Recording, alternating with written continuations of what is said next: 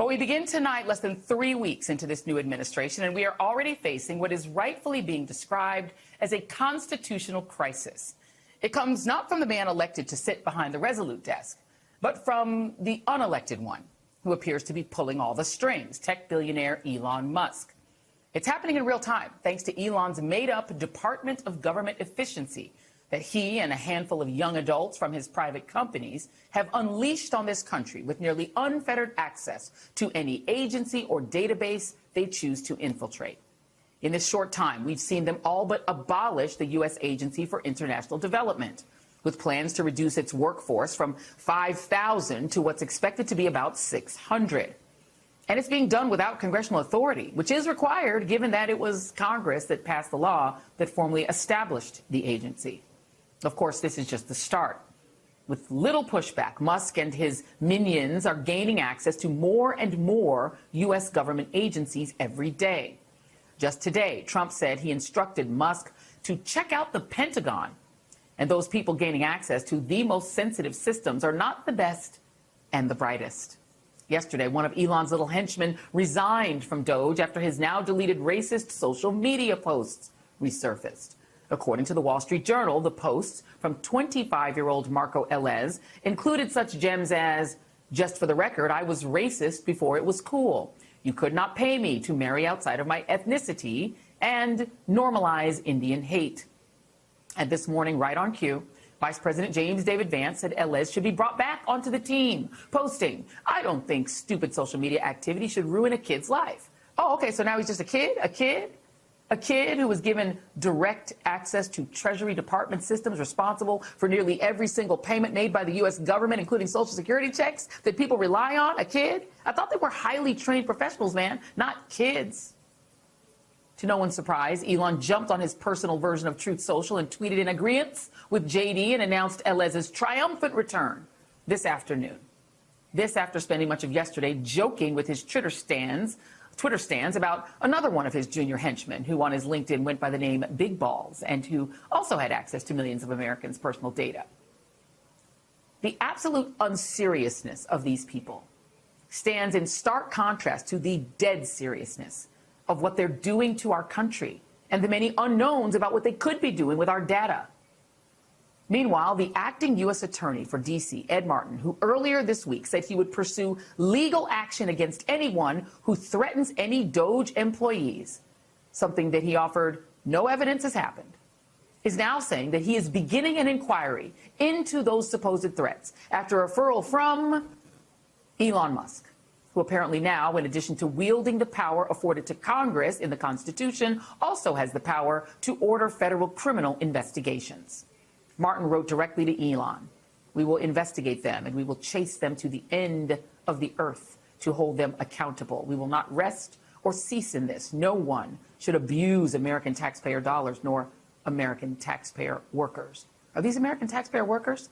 I don't know about that. We don't have any evidence of that. And by the way, we've heard no such pledge from Martin after a conservative website funded by the Heritage Foundation published what it called a DEI watch list with the names, photos, and identifying information of federal health workers involved in diversity, equity, and inclusion initiatives, and that at one point described them as targets. Apparently, in Elon and Don's America, the federal government is no longer here to protect you. It is here for one purpose and one purpose only: to empower and protect Elon Musk and his friends. Joining me now is Congressman Jamie Raskin of Maryland, ranking member of the House Judiciary Committee. I do want to start with that threat from Mr. Martin. Your thoughts on that? He has not offered any evidence that anything has happened other than these names being published by Wired and other journalists. So whatever could he mean by pursuing these so-called threats? He's not given any evidence of it, and no one should threaten anyone. Let's just be clear about that. What do you make of his threats? I mean, he didn't utter a peep when Enrique Tarrio, recently pardoned, issued a social media statement on X, I believe, with the name of the female FBI agent who he accuses of various nefarious crimes, and says that she should be arrested and put in jail, and bringing all kinds of social pressure on her. He's not done anything to try to insulate the FBI agents who've come under attack by all of the freed Proud Boys and Oath Keepers and Three Percenters and violent insurrectionists. So that guy is a J6 enthusiast. He's a J6 lawyer, and he's doing everything in his power to exact retaliation against the federal prosecutors and the FBI agents and the cops who simply did their jobs for America.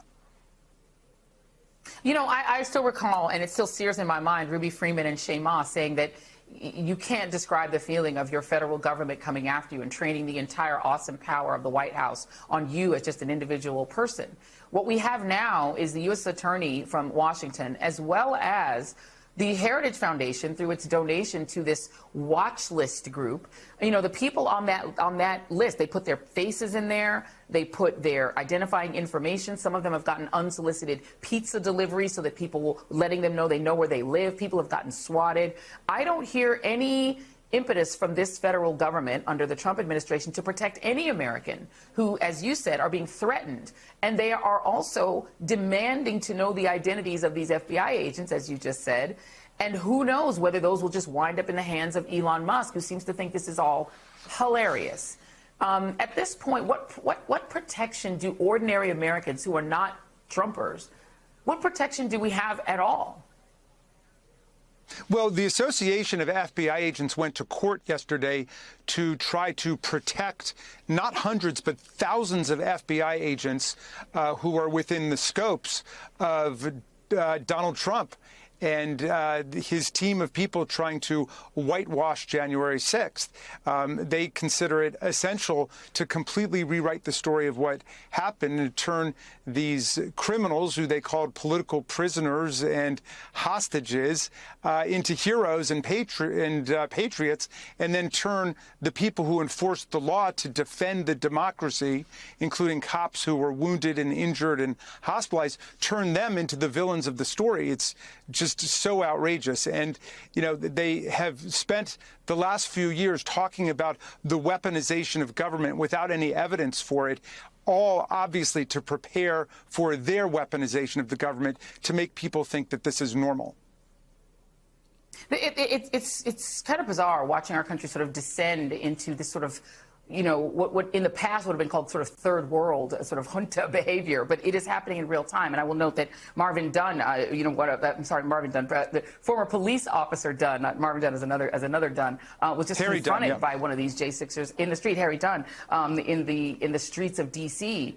You know, by one of them. But anyway, let me move on to the actual thing. I think that people are really freaking out and terrified about.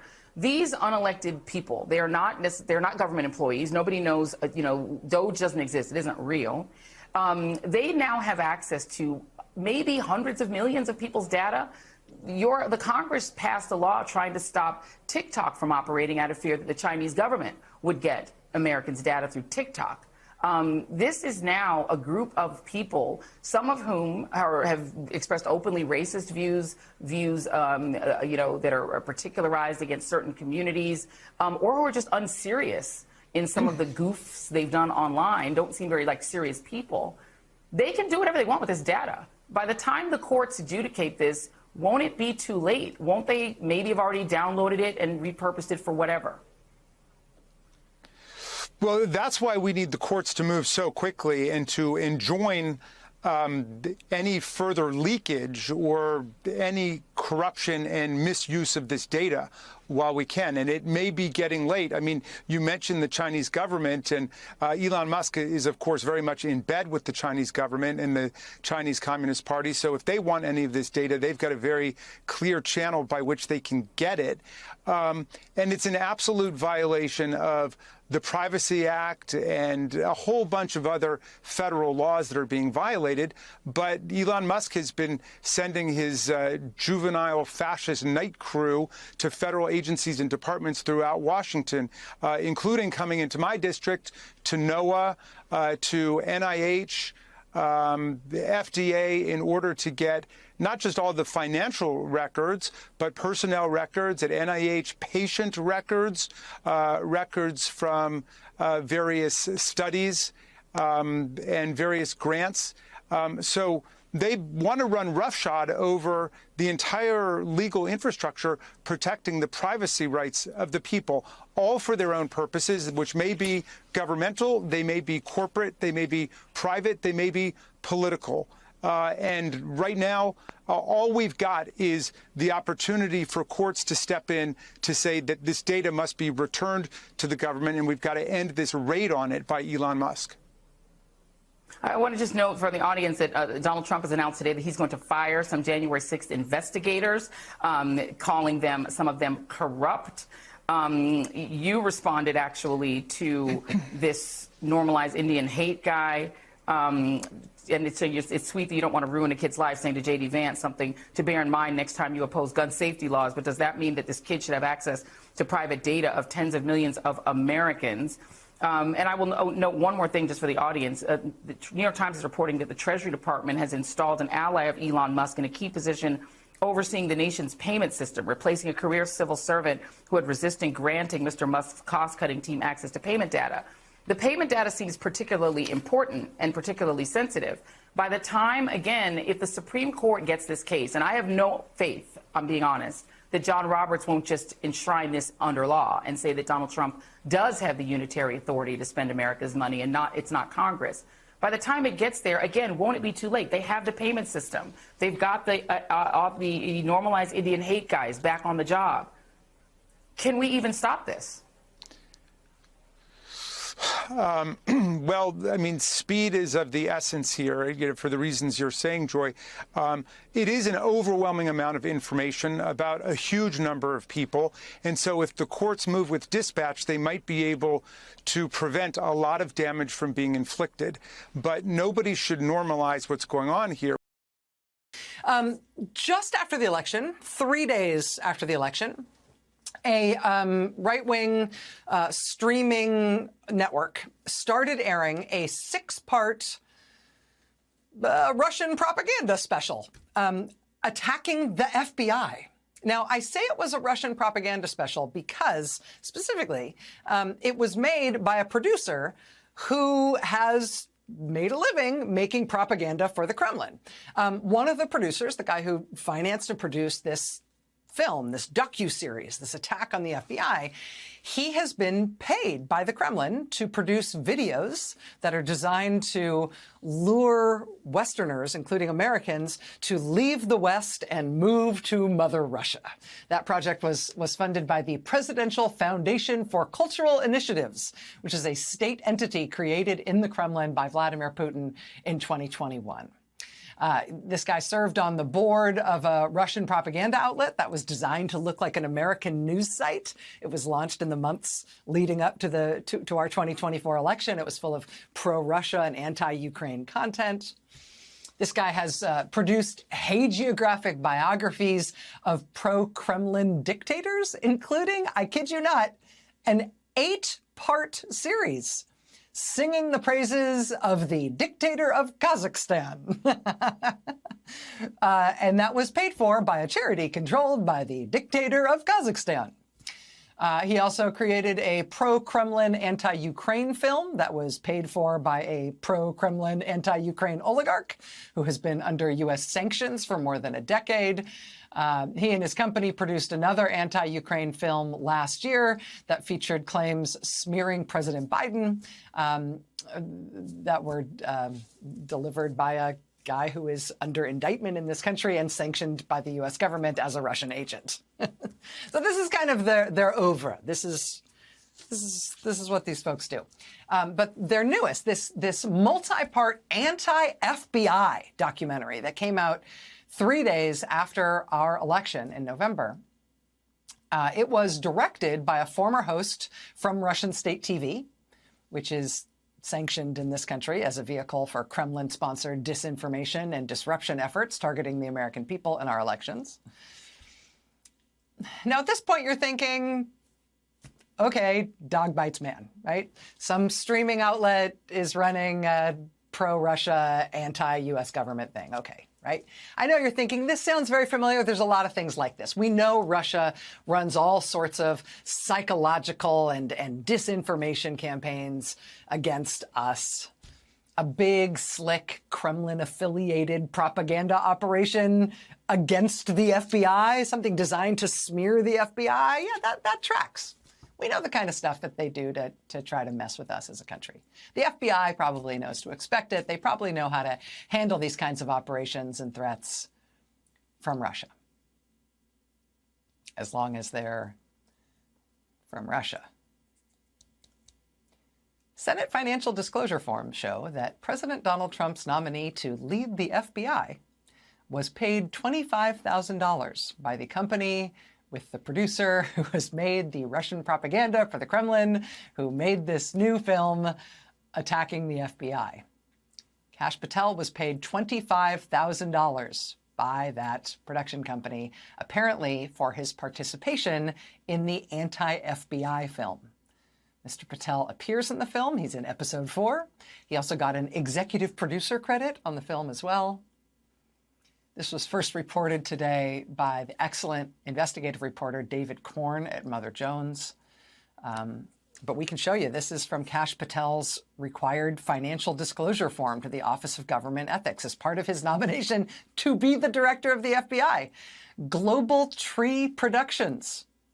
That's this production company run by this Russian-American propagandist who was part of the Kremlin-funded influence campaign to get Westerners to move to Russia, who sat on the board of the Russian propaganda site apparently designed to sway our election. Here's the record of their $25,000 payment to the man Donald Trump wants to put in charge of the FBI.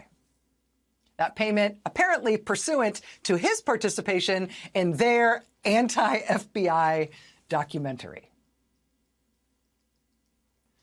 We have reached out to Mr. Patel and to the White House and to the film producer for comment tonight. We have not heard back. I should tell you the Washington Post has also picked up this story tonight. A spokesperson for Mr. Patel did tell the Post tonight, quote, "The Senate has evaluated all potential conflicts and concerns."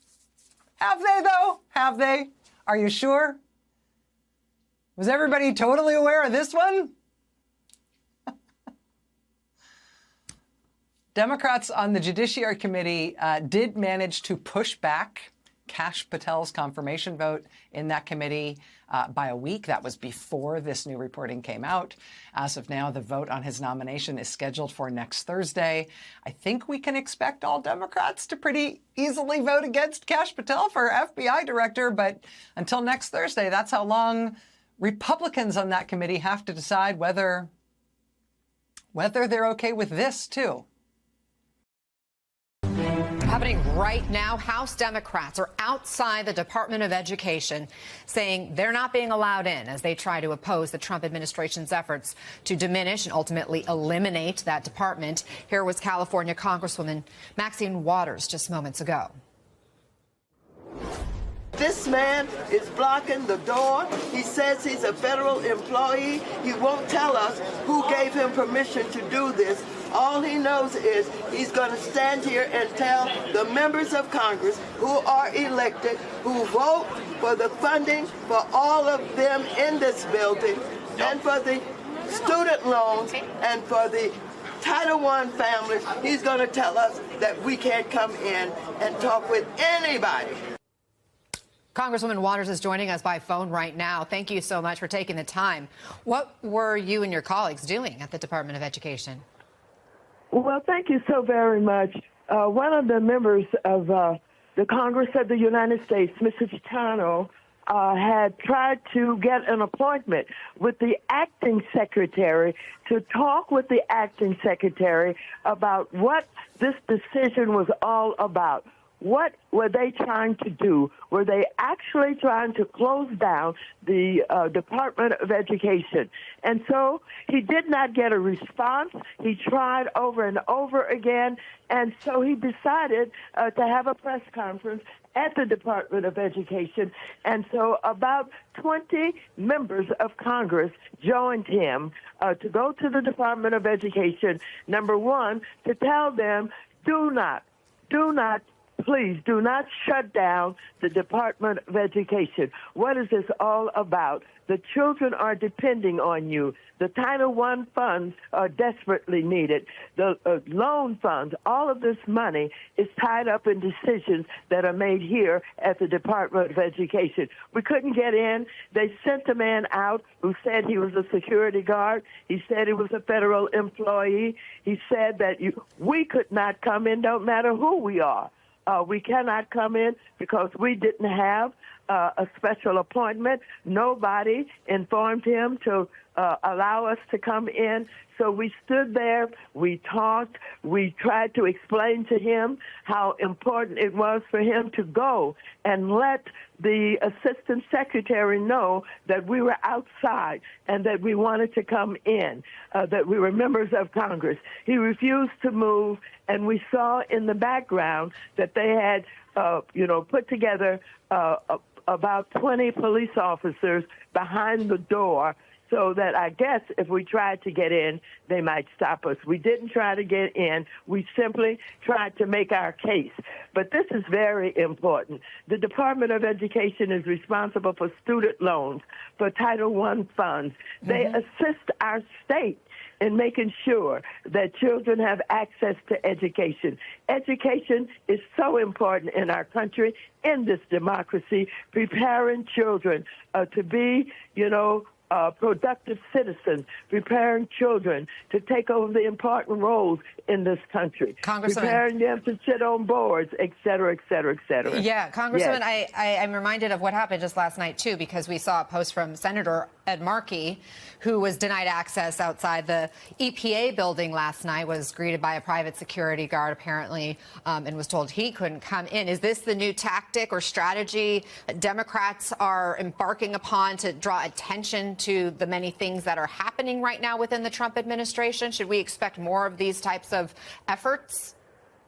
Yes, you can expect more. As you know, we had thousands in front of the Treasury Department just 2 days ago. We were locked out. This is where Elon Musk had gone in and has access to all of the payment systems in this country, and who has all of the access to all of our private information, the Social Security numbers on everybody in this country, all of what is happening with the tax revenue, on and on and on, all of the bills to be paid. He has all of that. Elon Musk is basically a government gangster who's acting as president of the United States of America, and he is wreaking havoc on this country. Congresswoman Waters, can you hold on for a second? Yes. Did you say Sure. that Elon Musk has people's tax ID numbers, social security numbers? Do you Yes, know that all he of that. actually has that information? Yes, we know he got it. He's got it. Yes, ma'am. We know that he's in possession of it. Yes. And what's your worry that he would do with that? About what he would do with that information? With all of the private information that he has, he can do anything that he wants to do. I think he's capable of monetizing it. He has every database to put together that he wants that is available to him with all of this information to do anything that he wants to do with it. He can turn it into market opportunities, et cetera, et cetera. I don't trust him. He's the richest man in this country, and not only is he in control of our payment system, they have gone abroad. Do you know that South Africa is being threatened by Elon Musk and the President of the United States because he wants to build a battery factory in South Africa, and he wants them to eliminate the 30% requirement that was fought for when we fought apartheid, and they put in their constitution that the businesses coming into Africa that want to do business have to have partnerships with the people who live there, 30%. Okay. And he is now being threatened, and now President Trump said they're going to take away all of their USAID money if they don't let them do it. You certainly bring up some of the conflicts of interest with the Elon Musk involvement in all of these different areas. Thank you, Congresswoman Maxine Waters, for joining us. We appreciate you shining light. Good evening from Washington, D.C. I'm Michael Steele, in for Chris Hayes. Donald Trump's war on the government is intensifying, and he has empowered the world's richest man, Elon Musk, to do the job. Musk and his minions are storming federal buildings and causing havoc. Protesters are hitting the streets and gathering outside government buildings to block Musk's access and voice their outrage. Today, House Democrats arrived at the Department of Education seeking a meeting with employees of Musk's Department of Government Efficiency, but they were blocked from entering. It was at least the fourth time this week that members of Congress were denied entry to a federal agency that they fund. As elected officials and Americans are trying to figure out what to do to stop this activity, the courts are responding. Today, a judge in Washington put a temporary hold on Musk and Trump's plans to fire almost the entire staff at USAID. Even so, Musk is plowing ahead, and he's doing it with the president's full approval. Is there anything you've told Elon Musk he cannot touch? Well, we haven't discussed that much. I'll tell him to go here, go there. He does it. He's got a very capable group of people. Very, very capable. They know what they're doing. But as this continues, we are learning more and more about this, quote, capable group. It was just yesterday when one 25-year-old Musk staffer who had sensitive access to the Treasury payment system quit his job when the Wall Street Journal connected him to a social media account full of racist hatred. He was apparently posting stuff like, quote, "I was a racist before it was cool, and you could not pay me to marry outside of my ethnicity," and normalize Indian hate. And get this, Elon Musk is mad that the staffer had to quit. Go figure. He attacked the journalist even who wrote that story, folks. Oh, but it gets better. J.D. Vance, you know him, the Vice President of the United States, posted that he agreed with Musk. And apparently, so does Donald Trump. One of the Doge engineers was fired for some inappropriate posts. The vice president says, bring him back. What do you say? Well, I don't know about the particular thing, but if the vice president said that, did you say that? I'm with the vice president. Thank you, Peter. Yeah, there it is. This is all part of an emerging pattern, folks. Today, reporters found that another Musk staffer reposted white supremacists online. And we also learned today that yet another one was fired from a previous job with a cybersecurity firm for leaking company secrets. And because all of this centers around Elon Musk, the guy Donald Trump dispatched to dismantle the government, Trump is having to answer a lot of questions about Musk. I mean, just look at the cover of the latest Time magazine. Elon Musk behind the president's resolute desk, holding a cup of coffee. And you would think Trump would hate this kind of stuff, right? Well, because he has in the past. Because Musk is getting all the attention. But he appears to be taking it all in stride. Is Time magazine still in business? I didn't even know that. Elon is doing a great job. He's finding tremendous fraud and corruption and waste. You see it with the USAID, but you're going to see it even more so with other agencies and other parts of government. He's got a staff that's fantastic.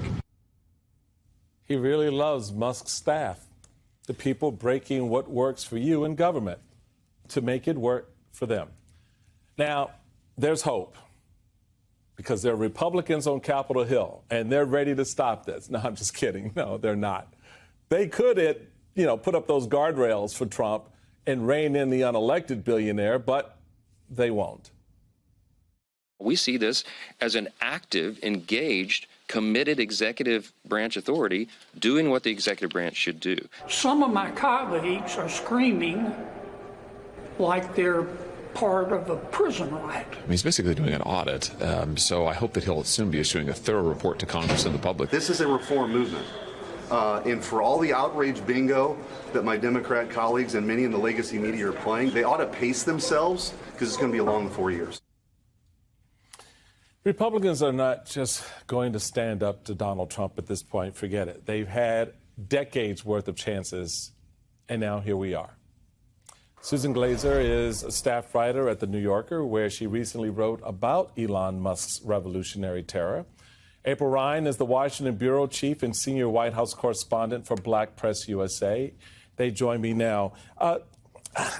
Susan, let's start with your New Yorker piece on what this Musk purge is all about.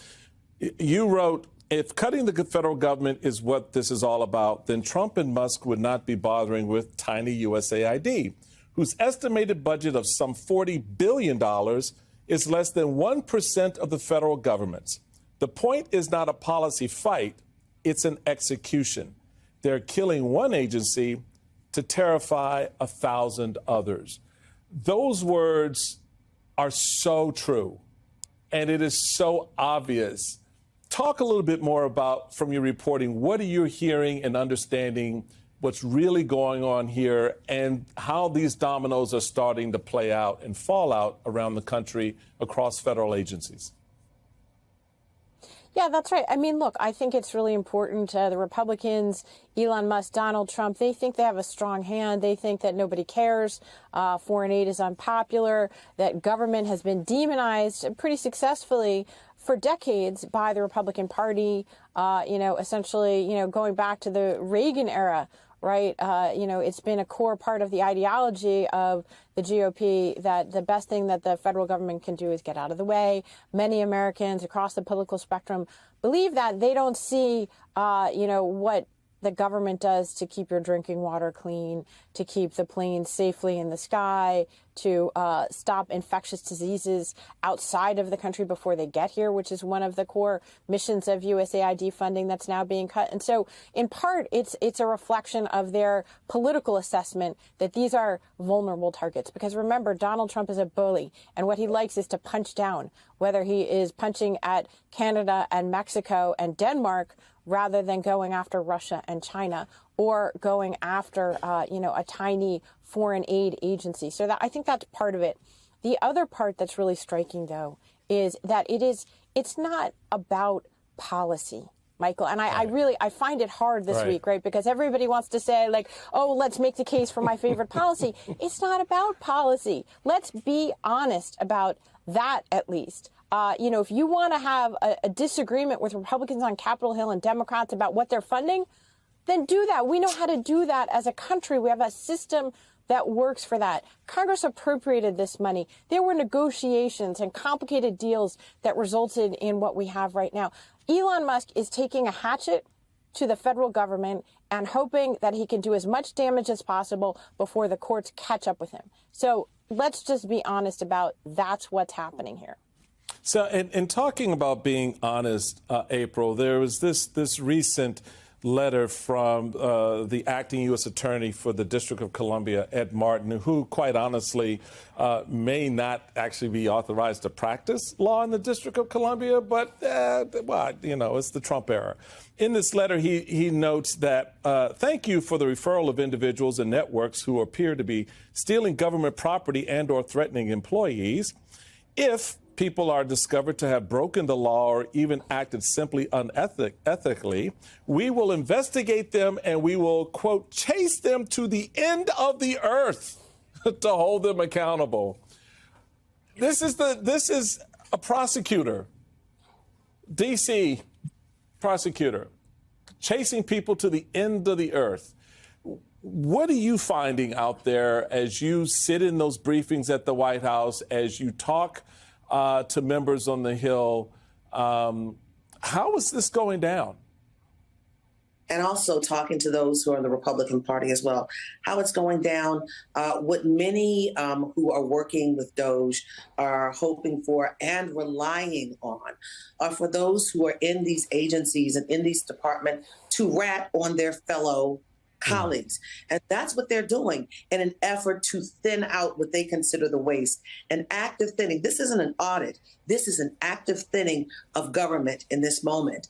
And what we're understanding is everybody will be impacted, but they are definitely relying on those who are having whisper campaigns and tattling on their fellow colleagues.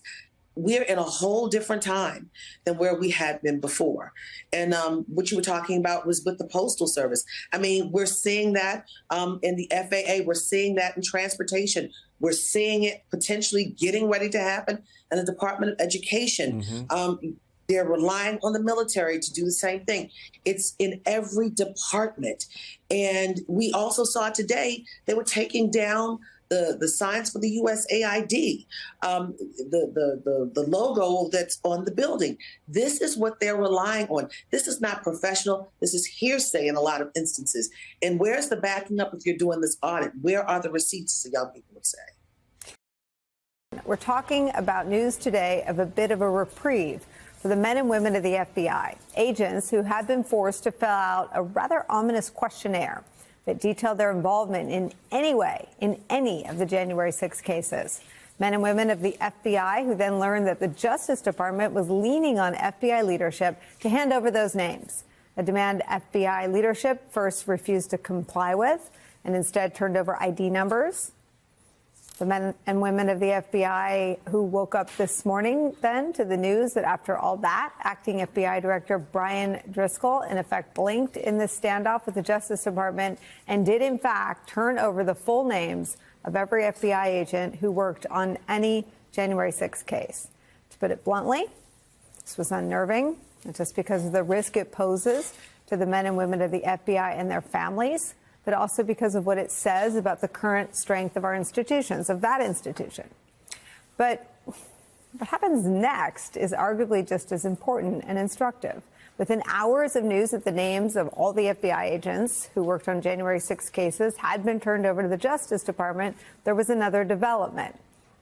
We learned this, quote, the Trump administration has agreed to keep private a list of FBI employees who worked on January 6 cases unless it first provides a 2-day head start for the employees to seek a court's intervention.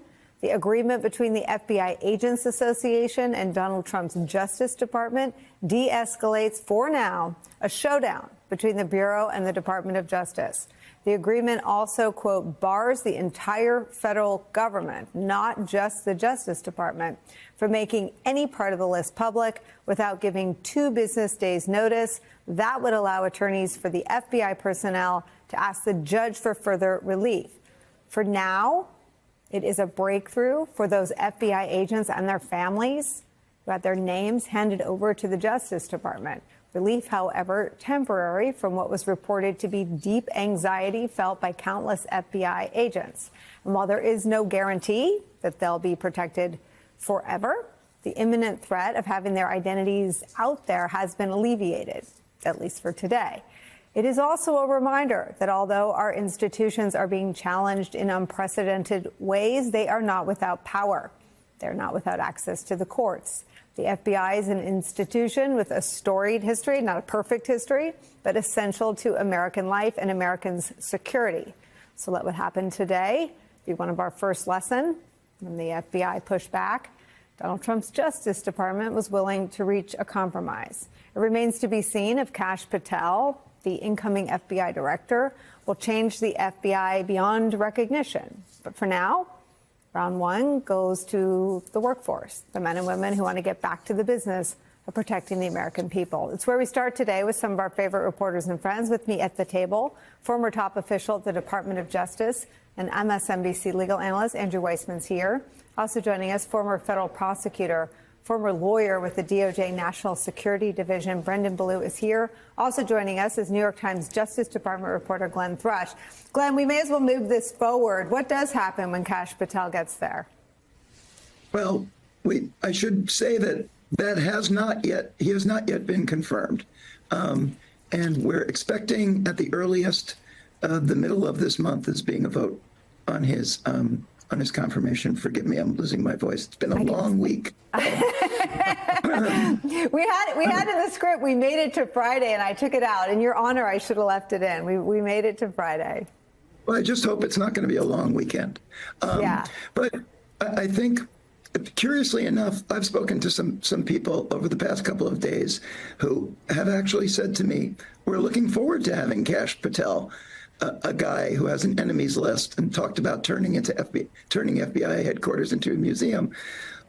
having him on board because he'd be more accountable and have to testify before Congress, unlike interim leadership. So I think we're dealing with a situation here in which the Department of Justice and Emil Bove, who is the number 3 person in the Justice Department, number 2 person in the Justice Department right now, has been the prime mover, essentially walked into a bit of an ambush. Because in addition to kind of the institutional authority that the FBI still has, there's still that residual power in terms of its hold on the public. Because there's a big difference, and I think I said this last time we spoke, big difference between going after the chiefs, the people who made the supervisory decisions about these cases, and individual field agents who are simply doing what they were told to do. So I think part of this, the question here is, and I think more so than Kash Patel, Pam Bondi, who has really gone out of her way to portray herself as having a degree of independence from the White House. Will Pam Bondi, the new Attorney General, provide sufficient protection for the FBI's workforce that this particular attempt at getting these names, which has already chilled the building, will stop? Andrew Weissmann. I think it's really important to not have the Overton window sort of move along where we don't remember how crazy this is. There is no legitimate reason for these names to ever be public. These people, whether the field people, the agents and analysts and staff who worked on the January 6th cases, or the senior leadership, they were doing righteous work. We have Emil Bove and now Pam Bondi, the official Attorney General, describing the January 6th prosecutions as a grave national injustice, as has Donald Trump. That is false. The people who worked on it were doing something for the public. The names of the people who worked on it, to have it ever be public, that they worked on it, to have a target, this shouldn't be, oh, they have 48 hours to get to court. It should never be released. So I just want to make sure people understand how nutty this is. The second part of what is at issue is not just the list, which, by the way, now there is that list, and there's the fear that somebody is going to leak it against the court order that's in place not to. And so understand the precariousness for all of the people on that. That's thousands of people who have to worry about that for doing their job for us. And the second part is they're all subject to heightened scrutiny for employment action. How do we know that? Yeah. Emil Bove, in his memo, says that's the purpose of the list. People who did their job to figure out what happened and who's responsible for January 6th, cases that every single judge who has had these cases has said it's righteous. These are people who are being held to that kind of scrutiny. This is really the inmates running the show. Could anyone at the FBI investigate a case that the director of the FBI didn't direct them to investigate? No, everything, if that would be fireable. If you did something that was not approved, now, granted, the director is not approving each and every one, but if you did something that was against the senior leadership and against policy, and that, by the way, that's true whether Republican or Democratic, whatever the policy is, you have to follow it. There's no question the January 6th cases were righteous. Just let's remember, and I've said this and lots of people have pointed this out, these cases were ones that Republican leadership in Congress were supportive of on the day of and the day after. You keep making the point. Ted Cruz was saying that. Mitch McConnell was saying it. But also the cases began under the Trump administration, on Trump 1.0. I guess I asked that because I'm from the West, so there are all sorts of stories about grizzly bear attacks on our local news. I've never seen a scenario where when the grizzly bear, and in this story, the grizzly bear is Trump and the MAGA movements, where a parent doesn't protect the family from the grizzly bear. Why isn't Chris Wray all over Fox News saying, I led the department. No one freelanced. It went out on a case. I made them do it. I made the call that these were crimes worthy of investigating. And I'm not saying he belongs on this show, but why isn't he all over television defending his workforce? Well, that's a great question. And I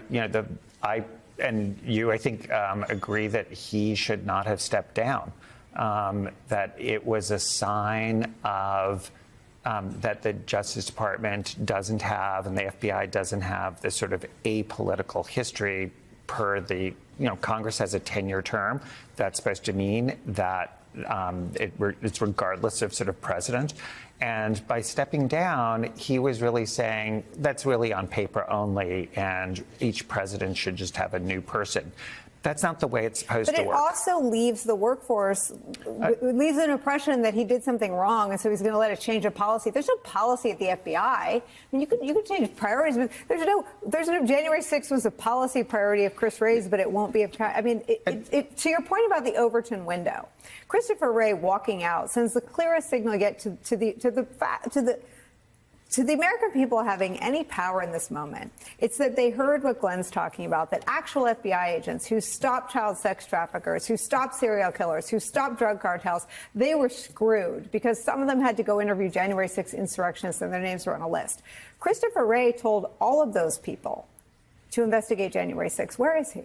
Right. So let me just give a shout out to one group of people who have been speaking up, and that is the judges in D.C. The judges who are handling the cases and again, these are judges that were nominated by Republicans, Democrats, including Trump nominees, have all been speaking out. And in all of the cases that have to be dismissed per the Department of Justice order, you have the former Chief Judge Beryl Howell, you have Judge Chutkan, you have Amy Berman Jackson just today talking about Michael Fanone's heroism will never be moot. Speaking out about the fact that these cases cannot be whitewashed. And so, what you are seeing is one branch of government really doing what it's supposed to and being fearless. And I hear your point about other people. I just wanted to say, and that's a totally legitimate point, but it's worth noting that there are people who are saying this is wrong.